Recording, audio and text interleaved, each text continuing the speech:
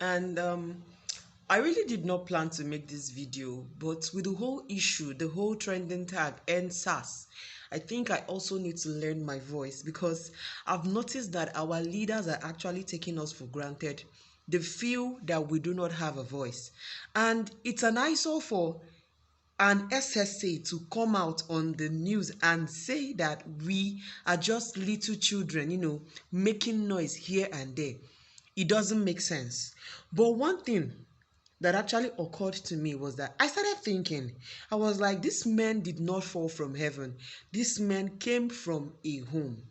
And there is one issue I would like to tackle today, which is the way we parent in Africa. I think it's a very serious problem. The way we parent in Africa is a very serious problem, because I've noticed that children are not allowed in any way to air their views. You see children in an African home being oppressed. Many of them do not even have the opportunity to say what they want to say. They are not given the opportunity to speak. Their voices are not being heard. In Africa, we always tell our children, hey, you need to close your mouth. He's an elder. Then you see an elder misbehaving.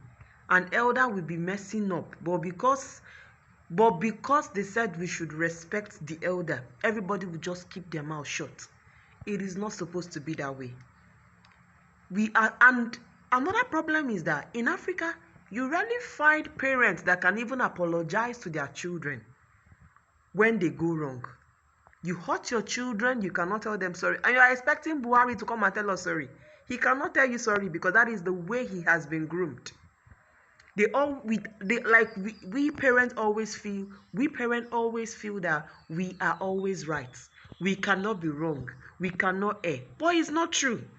And the children we groom tend to grow with these tendencies too. With this ego of not being able to apologize when they err. We are not being accountable to our children. That is why we have a government that cannot be accountable to its own citizens. Do you understand? We tell our children A and we do B. That is the same thing Buhari is also doing. And that is why our own leaders tend to treat us like children. Anytime we speak, they just throw a deaf ear, like, oh, when they shout finish, just give them some time. They go shut their mouth like children. Wait us, they try throw tantrums.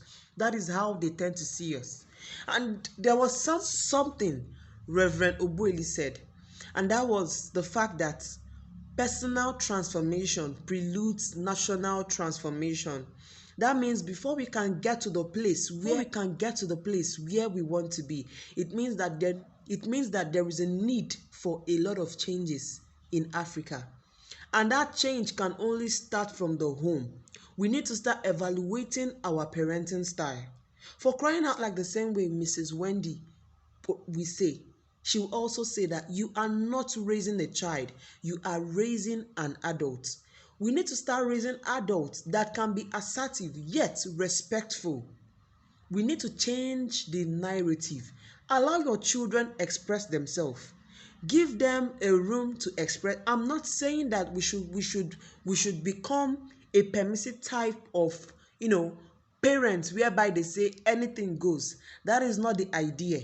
The idea is you need to allow your children express themselves. This oppression that we are seeing from our government, it doesn't start here. It starts from the home. And we need to change this narrative. I want to reassure every Nigerian youth that this freedom is ours. Things have come to change. We have been known to be a youth that can only rant online, but the narrative is actually changing, because we are taking it out to the street and we are doing so in a matured way. Nigeria is blessed, for crying out loud. We have innovative youths, we have creative youths, we are the giants of Africa. But the fact that we have bad leaders is the very reason why we are still here. And I trust God that this narrative will change. It is definitely going to change.